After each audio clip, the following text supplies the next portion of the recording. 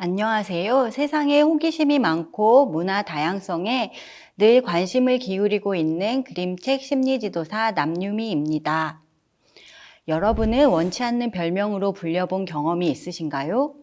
또는 힘이 약하다는 이유로 불합리하고 불공평한 상황에 놓여 있어 보셨나요?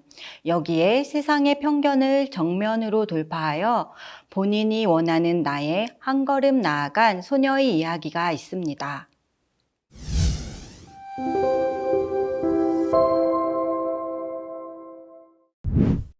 눈에 띄는 강렬한 책 표지 때문이었겠지요. 가녀린 체구의 아이가 가드를 올리고 매서운 눈빛으로 쳐다보고 있습니다. 제목 말라깽이 챔피언 타이포그래피가 강조되어 책을 펼쳐보니 뒷표지는 아이의 뒷모습으로 앞표지와 거울 대칭이 되어 있었습니다. 뒷모습이 보이며 마른 모습이 더 드러나 보입니다. 말라깽이 챔피언이라니? 말라깽이가 챔피언이 되었다고? 궁금한 마음에 책을 집어들었습니다. 레미 크루종 작가님은 간과하기 쉬운 작은 존재에 대한 관심과 사랑을 섬세하게 그리며 생텍쥐베리 문학상 등 다수 문학상을 수상하셨다고 알고 있어서 이야기의 내용이 더 궁금했습니다.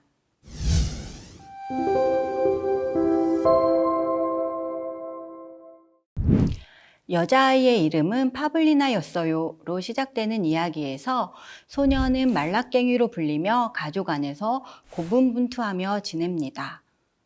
파블리나의 가족은 러시아에서 프랑스로 온 이주민이었고 아버지는 다크서클이 생길 정도로 피곤하게 일하고 계십니다. 파블리나의 집에는 남자들밖에 없다고 하니 엄마가 안 계신 것 같습니다. 집에 남자가 많으면 막내 여동생이 귀여움을 독차지하겠지요? 하지만 그건 편견이라고 말해주는 듯 오빠들은 파블리나를 말라깽이로 부르며 집안일을 온갖 힘쓰는 내기로 떠넘깁니다. 집안일은 늘 작고 연약한 파블리나 차지가 되었답니다. 이주민인 가족의 상황과 형제 서열에서 막내이며 여자이고 힘이 약한 말라깽이라는 신체적 조건까지 주인공 소녀는 여러 층의 교차된 어려움에 처해 있었습니다. 그럼 파블리나는 피아노 앞에서만 숨을 쉴 수가 있었어요.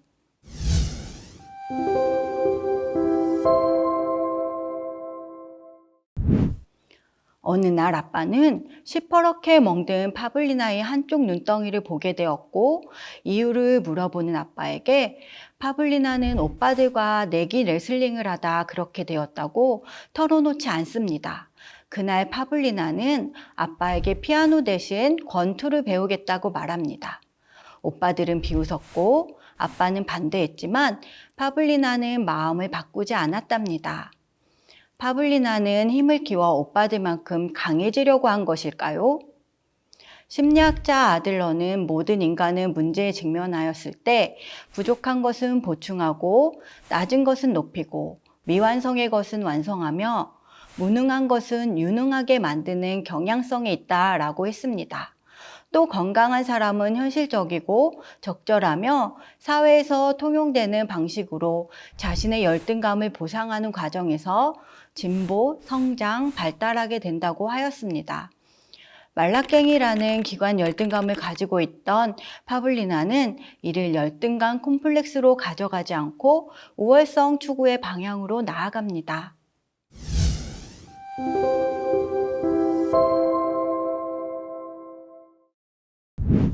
파블리나가 권투를 시작했을 때 코치 선생님이 낄낄 웃으며 줄넘기는 계집애 놀이잖아 라고 말하는 장면에서 줄넘기 줄이 코치 선생님의 얼굴 바로 앞을 쌩 하고 지나간 장면에서 통쾌하기도 하고 도전하고 있는 파블리나에게 응원을 보내게 됩니다. 파블리나는 왼쪽 주먹이 강해서 왼손잡이 선수로 여자라고 환영받으며 훈련이 시작되었고 대회까지 나가게 되었습니다. 우리는 생활하면서 여자라서 또는 남자라서 할 수 있는 일과 못하는 일을 은연중에 받아들이거나 남에게 강요하기도 합니다. 권투라는 운동 종목도 여자들이 쉽게 접근할 수 없는 분야죠. 우리의 주인공 파블리나는 이 편견을 깨고 도전하였고 핸디캡일 수 있는 왼손잡이로 기회까지 얻게 됩니다.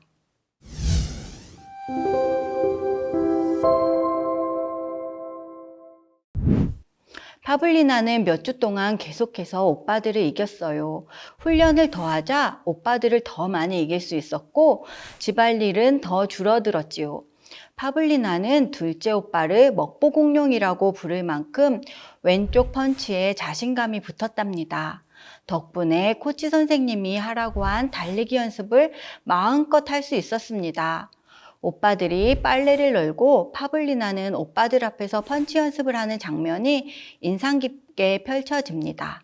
아빠가 말라깽이 모차르트 좀 연주해봐 하는 장면에서 파블리나는 내 이름은 파블리나라고 소리치며 방으로 들어가 버립니다. 그때 파블리나의 눈빛과 아버지 오빠의 표정이 교차하는 장면과 그 다음 장면에 파블리나가 거울을 보며 여자가 되는 날이 올까 하는 생각으로 자신을 바라보는 모습에서 파블리나가 성장하는 모습이 보여집니다.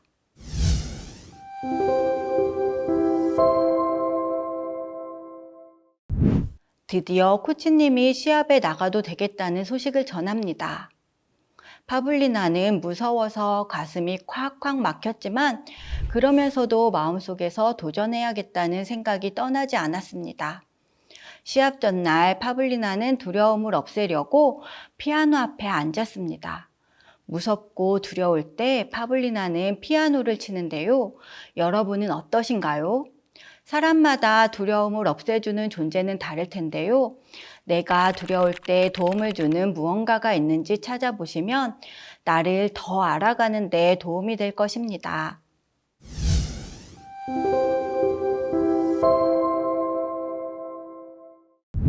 이 책은 자아실현과 용기, 가족의 사랑, 젠더 문제 등 우리에게도 많은 생각할 거리를 던져줍니다. 그래서 누구라도 읽으면 자신의 경험과 처지에 비추어 여운이 남을 것입니다. 저는 이 책을 어려운 문제 상황을 만났을 때 회피하려는 마음만 생기는 분들에게 권하고 싶습니다.